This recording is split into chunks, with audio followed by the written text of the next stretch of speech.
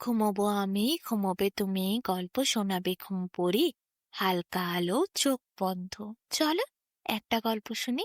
রাতের গল্প বাংলায়। আজকের গল্প দুই বউ। রতনের দুইটি বউ, কমলা আর সরলা। সরলা হলো ছোট বউ, আর বড় বউটির নাম কমলা। দুইজনকে নিয়ে রতনের খুব খারাপ অবস্থা। সে কোনোভাবেই বউদেরকে শান্ত রাখতে পারে না। রতন চাষবাস করে। তার সারাদিনের বেশিরভাগ সময়টাই জমিতে কাটে। চাষবাস করে অত্যন্ত ক্লান্ত, খেটে খুঁটে সারাদিনের পরিশ্রম নিয়ে যখন রতন বাড়ি ফেরে, দেখে দুই বউ একে অপরের সাথে মারপিট করতে ব্যস্ত। সারাদিন দুই বউ দুজনের সাথে ঝগড়া করে, কত রকমের ভঙ্গিমা করে করে দুজন দুজনকে দেখে ইশারা করে মুখ বেঁকায়। আবার অনেক সময় দুজনে দুজনের ওপর হাতও তোলে। সামনে হাতা খুন্তি যা পায় তাই তারা দুজনে দুজনকে ছুড়ে মারে। দুই বউকে বিয়ে করার পর থেকে রতনের একটি দিনও শান্তিতে কাটেনি। সে কোনোদিনই ভাতের থালা সামনে নিয়ে শান্তিতে বসে খাবার খেতে পারেনি। প্রতিদিনই বউদের ঝগড়া থামাতে থামাতে তার দিন যায়। দুই বইয়ের জন্য খুঁজে খুঁজে একই রকমের শাড়ি কিনে আনতে হয় এখন রতনকে। দুইজনের জন্য আলাদা আলাদা রঙের শাড়ি আনলেও তা নিয়ে ভীষণ ঝগড়া। ওর রং সুন্দর, আমার রং হালকা। ওর শাড়ি অনেক ভালো, আমার শাড়ি পাতলা। ওর শাড়িতে কাজ বেশি, আমার শাড়িতে কাজ নেই। এই সব নিয়ে বউ আরেক বউয়ের সাথে লেগে যায়। অনেক সময় তারা কাজকর্ম নিয়েও ঝগড়া করে। রতন যদি বলে আজ কমলা রান্না করো, সরলার রাগ হয়। সরলাকে যদি বলে তুমি রান্না করো, কমলার রাগ হয়। সরলা বলে আমি বাটনা বাটতে পারবো না। কমলা বলে আমি সবসময় বাটনা বাটবো নাকি। সরলা বলে আমি কাপড় কাচবো না। কমলা বলে আমি কেন ওর কাপড় কাচতে যাব। ঘর মোছা, উঠোন ঝাঁট দেয়া, রান্না করা সব বিষয়েই তাদের দুজনের মধ্যে চিৎকার চেঁচামেচি লেগে থাকে। এ বলে আমি এইটি করতে পারবো না, ও কম কাজ করে আমি বেশি কাজ করি। ও বলে আমি ওইটি করতে পারবো না, আমি বেশি খাটি, ও কম খাটে। দুই বউকে নিয়ে রতনের সংসারে ভারী অশান্তি। এক বউ আরেক বউকে এত হিংসে করে, দুজনে রান্না করলে দুজনের রান্নাকে একে অপরে খারাপ করে দেয়। কমলা যদি কোনোদিন রান্না করে, সরলা লুকিয়ে লুকিয়ে তার মধ্যে নুন ঢেলে দেয়। এদিকে সরলা রান্না করলে কমলা আবার সুযোগ বুঝে লঙ্কা গুঁড়ো এনে কৌটোবর্তী ঢেলে দেয়। ফলে যখন রতন দিনের শেষে কাজ করে পরিশ্রম করে শরীর ভর্তি ক্লান্তি নিয়ে এসে দুমুঠো ভাত খেতে চায়, তরকারিতে কোনোদিন ভর্তি নুন থাকে, না হলে প্রচণ্ড ঝাল থাকে। নুন খেয়ে তার পেট ব্যথা শুরু হয়, না হলে ঝাল খেয়ে সে কলসি কলসি জল পান করতে থাকে।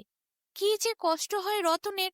রতন মনে মনে ভাবে সারা জীবন বিয়ে না করে থাকলেই ভালো হতো। কি জন্য যে আমি দুইটি বউকে বিয়ে করেছিলাম। একটি বউকে নিয়ে থাকলে হয়তো তার সংসার অনেক সুখের হতো। সে সত্যি দুইটি বউকে বিয়ে করে অনেক ভুল করেছে। দুই বউকে নিয়ে সংসার করা প্রচণ্ড অশান্তির হয়। তা সম্ভব নয়। একজনের মন পেতে গেলে আরেকজন কষ্ট পায়, আরেকজনকে ভালো বললে অন্যজনের হিংসে হয়। কি যে অশান্তি রতনের মনে! রতনের খুব কষ্টে দিনগুলি কাটছিল। একদিন রতন বাড়ি এলো অনেক পরিশ্রম করে। সেদিন ভোর ভোর জমিতে গেছিল রতন, আর বাড়ি ফিরতে প্রায় দুপুর গড়িয়ে বিকেল। রতনের পেটের মধ্যে দাও দাও করে আগুন জ্বলছিল খিদের জন্য। রতন বলল ভাত খাবো, ভাত দাও। সরলা ভাত বাড়ল, তরকারি এনে ধরল কমলা। রতন মুখে দিয়েছে, দেখে একটি বাটির তরকারিতে নুন ভর্তি। আজ সরলা রান্না করেছে, কমলা দিয়েছে নুন ঢেলে। রতন ভীষণ জোরে রেগে গেল, বলল আর ভালো লাগে না। প্রতিদিন দিন তোমাদের দুইজনের প্রতিশোধ নেওয়াতে আমার খাবার কপালে আর জুটছে না। সারা দিন এইভাবে পরিশ্রম করে জমি থেকে খেটে খুঁটে পয়সা দিয়ে জিনিসপত্র কিনে আনবো, আর তারপর খাবার সময় হয় নুন না হলে ঝাল। আমি দুধ আর খাবই না। তারপর রতন রেগেমেগে উঠে যায়। সেদিন কিন্তু রতন সন্ধেবেলা কাউকে কিছু না বলে বাড়ি থেকে দূরে কোথাও চলে যায়। দুইটি বউ সারা রাত অপেক্ষা করে, রতন আসে না। দুইটি বউয়ের চিন্তা শুরু হয়, রতন কোথায় গেল, এখনো এলো না, রাত বাড়ছে, তাহলে কি আজ রাতে আর ফিরবে না রতন? রতন এদিকে চলে যায় এক বন্ধুর বাড়িতে, বন্ধুকে গিয়ে বলে, আমার দুই বউ খুব অশান্তি করে, তাদেরকে আমি শাড়ি গয়না কাপড় আমার সাধ্যমতো সব জিনিস এনে দিই, খাবারও এনে দিই। আমি চাষিবাসী মানুষ, সেরকম কিছু দেওয়ার ক্ষমতা না থাকলেও তাদের প্রয়োজনীয় সব জিনিস এনে দিই, বাজার থেকে ভালো ভালো খাবারও কিনে আনি। কিন্তু তারা রান্না করে যখন একে অপরের প্রতিশোধ নেওয়ার জন্য আমার খাবারে কেউ নুন ঢেলে দেয়, কেউ আবার লঙ্কা গুঁড়ো ঢেলে দেয়, যাতে যে রান্না করেছে তার রান্না যেন আমি মুখে তুলতে না পারি, তার উপর চিৎকার চেঁচামেচি করি।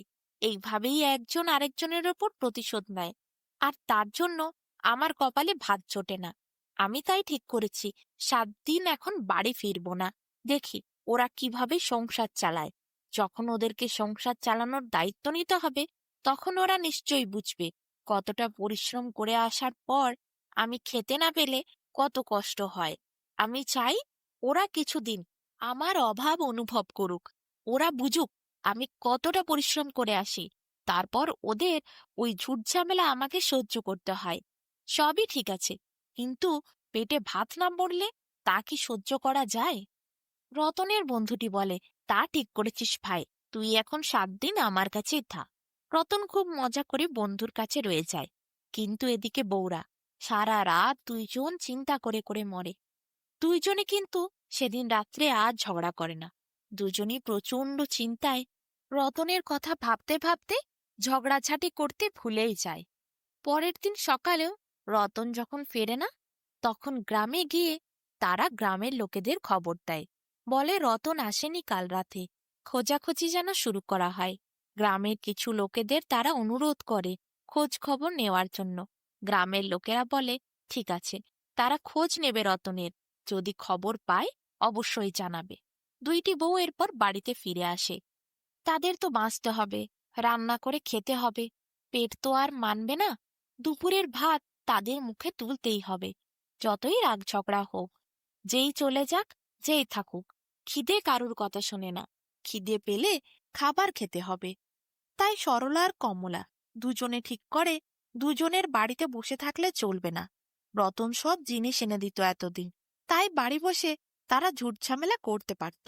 কিন্তু এখন তো আর রতন নেই, তাই কমলা বলে, আমি রান্না করছি, সরলা তুই বাজার যা, সব ধরনের সবজি একটু একটু করে কিনে নিয়ে আয়, আমি ততক্ষণ ভাতটা রান্না করে ফেলি। সরলা এরপর বাজার থেকে সবজি পাতি কিনে নিয়ে আসে, সেগুলো কেটে কুটে দেয় কমলাকে। কমলা ভালো করে রান্না করে, চুপচাপ করে দুজনে সেই খাবার খেয়ে নেয়। তারপর আবার চিন্তা করে। রতনের জন্য দুজনের মন খারাপ লাগে। দুজনেই একে অপরকে বলে, কি হবে গো, কেন যে ও বাড়ি ছেড়ে চলে গেল বুঝতে পারলাম না, কি হলো, কবে যে আসবে ও, মনটা আর ভালো লাগছে না। দুই বউ কিন্তু সেই দিন থেকে আর ঝগড়া করেনি, তারা অনেক চিন্তায় ছিল। রাত্রিবেলা সরলা বলল, তাহলে রুটি করতে হবে তো। কমলা বলল, আমি দুপুরে রান্না করেছি, এখন আমি আটা মেখে দিই, তুই বরং রান্নাটা কর। সরলা বলল, তাই করি, তুমি বরং আটাটা মেখে দাও। কমলা এরপর আটা মেখে যত্ন করে লেচি কেটে বেলে রুটি তৈরি করে দিল। সরলা সেই রুটি সেকে নিয়ে গরম গরম রুটি পরিবেশন করলো, তার সাথে রাতের তরকারিটিও রান্না করলো। সরলা আর কমলা চুপচাপ বসে এরপর খাওয়া দাওয়া সারল।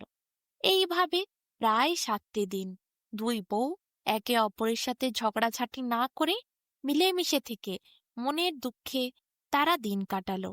তারা কিন্তু দুঃখের জন্য ঝগড়া করতেই ভুলে গেছিল। তাদের মাথায় ভীষণ বড় এক চিন্তা ছিল, স্বামী কোথায় গেছে, স্বামী যদি বাড়ি না ফেরে কি হবে, এইভাবে তারা কয়দিন কাটাতে পারবে, তাদের জীবন কোন দিকে যাবে। তারা তো কোনো রোজগার পাতিও করে না, স্বামীই তো জমি থেকে চাষ করে পয়সা পাতি এনে তবে সংসার চালাতো। এই কদিনে তাদের কাছে হাতে যা পয়সা ছিল তাতে তো সংসার প্রায় চলে গেছে, এরপর পয়সাও শেষ। স্বামী যদি আর রোজগার করে না আনে, তারা খাবে কিভাবে? এত কিছু চিন্তা ভাবনায় সরলা আর কমলা প্রায় 7টি দিন একবারও কেউ কারুর সাথে ঝগড়া করে না। দুজনেই দুজনের রান্নাতে সহযোগিতা করে। 7 দিন পর রতন হঠাৎ ফিরে আসে। দুই বউ রেগেমেগে বলে, কি হলো? তুমি কোথায় গেছিলে? কত খোঁজাখুঁজি করেছি, গ্রামের লোকেরা সবাই খুঁজেছে, তোমায় পায়নি। রতন বলে, বন্ধুর বাড়ি ছিলাম, ভালো লাগে না। এখানে তো খাবার দাবার খেতে পায় না, শুধু জুট ঝামেলা। না খেয়ে খেয়ে মরে যাচ্ছিলাম, তাই বন্ধুর বাড়িতে খেতে গেছিলাম। সরলা আর কমলা চুপ করে থাকে। রতন হাত মুখ ধুয়ে বসে আসনে। সরলা বলে, আমি রান্না করছি। কমলা বলে, তাহলে আমি সব কেটে বেটে দিই। সরলা কমলা দুজনে একসঙ্গে রান্না করে 3টি থালায় খাবার পরিবেশন করে। একটি থালা প্রথমেই রতনকে দেয়। 2টি থালা দুজনে নিয়ে খেতে বসে। রান্নাগুলি সেদিন কিন্তু খুব সুন্দর হয়েছিল। কেউ আর বেশি নুন ঝাল কারুর রান্নায় সেদিন মিশিয়ে দেয়নি। দুজনেই ঝগড়া করা বন্ধ করে দিয়েছে। এরপর থেকে রতন ভালো খাবারই পেত। সেই যে তার বউরা ঝগড়া বন্ধ করেছে, আর তারা কোনোদিন ঝগড়া করত না। তারা বুঝেছিল পেটের জ্বালা বড় জ্বালা। যতই দুঃখ কষ্ট রাগ ঝামেলা হোক না কেন, সব মন বুঝবে, কিন্তু পেট বুঝবে না। খিদে পেলে দাও দাও করে আগুন জ্বলবে, তখন কিন্তু খেতেই হবে। রতনের দুঃখে যতই তারা চিন্তা করুক, ভেঙে যাক, কিন্তু দুজনকেই রান্না করে 7টি দিন খেতে হয়েছিল। দুজনকেই সংসারের সব কাজ করতে হয়েছিল। বেঁচে থাকলে সংসারের কাজও করতে হবে, পেটকেও খাবার দিতে হবে। দুঃখ কষ্ট যাই হোক না কেন, পেট কিছুতেই মানবে না। তাই রতন এত পরিশ্রম করে খেটে খুঁটে যদি এসে খাবার না পায়, তাহলে সে আর এই সংসারে থাকবে না। দুই বউ এইটি বোঝার পর থেকে ঝগড়াঝাটি বন্ধ করেছিল। তারা একে অপরের খাবারকে খারাপ করার জন্য নুন ঝাল কিছুই আর ঢেলে দিত না, বরং একসাথে সুখে শান্তিতে থাকার চেষ্টা করত। মাঝে মধ্যে তাদের ঝগড়া হতো, কিন্তু সেই ঝগড়ার জন্য কোনোদিনই তারা খাবারে নুন ঝাল মিশিয়ে রতনকে কষ্ট দিত না। রতনও মনে মনে খুব সুখী ছিল। সে ভাবল, ওষুধ কাজে লেগেছে, ওরা বুঝেছে, এই অনেক। এরপর রতন দুই বউকে নিয়ে সুখে শান্তিতেই থাকত। তার ঘরে আর কোনো ঝামেলাই হতো না।